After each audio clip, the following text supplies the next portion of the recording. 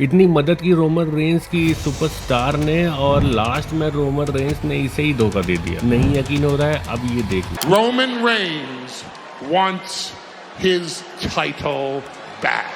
SmackDown की शुरुआत होती है पॉल हेमन से। रिंग में आते हैं और बोलते हैं कि बहुत बड़ा पल है हमारे लिए आज ये। रोमन रेंस फिर से ट्राइबल चीफ बन गए हैं और उन्होंने मुझे बताया कि मेरा अगला कदम क्या होने वाला है और मैं उस चीज को आपको ही नहीं, जो घर बैठे हैं उनको, जो यहाँ पर मौजूद हैं उन लोगों को भी और उस एक व्यक्ति को भी बताने वाला हूँ जिसका सुनना बहुत ज्यादा जरूरी है कि रोमन रेंस अगला क्या चाहते हैं। उसके बाद वो कोडी रोड्स का नाम लेते हैं और उन्हें रिंग में आने के लिए कहते हैं। कोडी रोड्स की एंट्री होती है, क्राउड बहुत ज्यादा खुश हो जाती है। रिंग में आते ही पॉल हेमन उनका स्वागत करते हैं और बोलते हैं कि आप इस तरह की क्राउड के हकदार हैं और कोडी जो भी आपने अभी तक करा है, आपने रिस्पेक्ट जीत ली है रोमन रेंस की और आप फैंस के सम्मान पाने के हकदार भी हैं। और साथ में वो आगे बोलते हैं कि अब रोमन रेंस ने अपनी ऊला फाला को पा लिया है और अब वो ट्राइबल चीफ बन चुके हैं। तो अब उन्होंने मुझसे बोला है कि उन्हें अपनी खोई हुई चीज वापस चाहिए। हाँ, मैं बात कर रहा हूँ इस टाइटल की। यह सुनते ही कोडी रोड्स का चेहरा देखने वाला होता है और जैसा ही कोडी तुम्हें पता है कि रोमन रेंस ने अनाउंस कर दिया है कि वो 2025 में रॉयल रंबल का हिस्सा होने वाले हैं और वो जीतने भी वाले हैं। ये मैं स्पॉइलर दे देता हूँ। कोडी रोड्स चुपचाप खड़े होकर सुन रहे होते हैं और धीरे धीरे मुस्कुरा रहे होते हैं। आगे फिर कोडी रोड्स से कहते हैं कि अब आप क्या बात करना चाहते हैं। कोडी रोड्स माइक उड़ाते हैं और बोलने वाले ही होते हैं, तब तक केविन ओवंस आ जाते हैं और वो क्राउड एरिया से ही बोलना शुरू करते हैं। केविन काफी नाराज नजर आते हैं और बोलते हैं बैड ब्लड में आपने टीमिंग कर ली रोमन रेंस के साथ, रॉ नेटफ्लिक्स पे आपने गले लगा लिया द रॉक को और अब आप पॉल हेमन से हाथ मिलाने वाले हैं। ये आप क्या कर रहे हैं? आगे बोलते हैं कि आप ब्लड लाइन की हालत काफी खराब कर सकते थे, लेकिन आप उनसे दोस्ती करते जा रहे हैं जो कि कंपनी को काफी नुकसान कर रहा है। इतने सुनते ही कोडी रोड्स काफी ज्यादा नाराज हो जाते हैं और रिंग से भागते हैं क्राउड एरिया की तरफ और वहां पर उनके साथ ब्रॉल होना शुरू हो जाता है और काफी बुरी तरीके से एक दूसरे को मार रहे हैं और लड़ाई करते हुए वो बैक स्टेज एरिया में चले जाते हैं। इधर पॉल हेमन जब पीछे मुड़ के देखते हैं तो वहां पर खड़े होते हैं टामा टोंगा और जैकब फाटू। पॉल हेमन की शक्ल देखने लायक रहती है दोस्तों, बहुत बेहतरीन मजा आता है। अब मुझे लगा था कि सोलो सिकोवा भी आएंगे बट ऐसा नहीं हुआ, सिर्फ यही दोनों खड़े होते हैं और पॉल हेमन पर अटैक करने वाले ही होते हैं। तब तक जिमी ऊसो आ जाते हैं। उसके बाद फिर back to back super kick पड़ती है, कभी जैकब फाटू को पड़ रहा है, कभी टामा टोंगा को पड़ रहा है और पॉल हेमन धीरे से मौका पाकर वहां से खिसक लेते हैं। उसके बाद जिमी ऊसो ले आते हैं चेयर और एक एक चेयर शॉट भी पड़ता है इन दोनों सुपरस्टार्स को, लेकिन चेयर शॉट का कुछ असर दिखता नहीं है जैकब फाटू पर और वो गंदी तरीके से कम बैक करते हैं और जिमी ऊसो की लगा के रख देते हैं। काफी बुरी तरीके से पिटाई होती है जिमी ऊसो की और एक समय ऐसा आता है जब मुझे लगता है कि अब गर्दन टूटी जिमी ऊसो की, क्योंकि चेयर को गर्दन में फंसा दिया जाता है और कॉर्नर में रखकर और उसके ऊपर अब जैकब फाटू अपना मूव करने वाले थे। जिमी ऊसो की इस तरह हालत देखकर सिक्योरिटी आ जाती है वहां पर जिमी ऊसो को बचाने के लिए। जो भी रिंग में घुस रहा होता है जैकब फाटू उसको बुरी तरीके से मार रहे होते हैं। अब एक ऐसा टाइम आ गया है जब काफी सारे सिक्योरिटी वाले रिंग के अंदर घुसना चाह रहे हैं बट जैकब फाटू जैसे उनकी तरफ बढ़ते हैं लोग रिंग छोड़ के चले जाते हैं। मतलब ये खौफ देखिए जैकब फाटू का, एकदम बुरी तरीके से दिखाया गया है इस समय जैकब फाटू को। बट तब तक फिर से कोडी रोड्स की एंट्री हो जाती है। वो बैक स्टेज से जल्दी से भागते हुए आ जाते हैं रिंग में और उसके बाद फिर ब्रॉल होता है टामा टोंगा और जैकब फाटू के साथ और आखिर में वो जैकब फाटू को टॉप रोप से नीचे फेंक देते हैं, जो कि पर्सनली मुझे बहुत ज्यादा पसंद आया। अब देखने वाली बात ये है सोलो सिकोवा आज नहीं दिखे हैं अभी तक, बाकी फुल रिव्यू वीडियो में डाल दूंगा जैसे ही शो खत्म होगा। सब्सक्राइब कर लेना यार, वीडियो ऐसे ही मिलती रहेगी। बाय।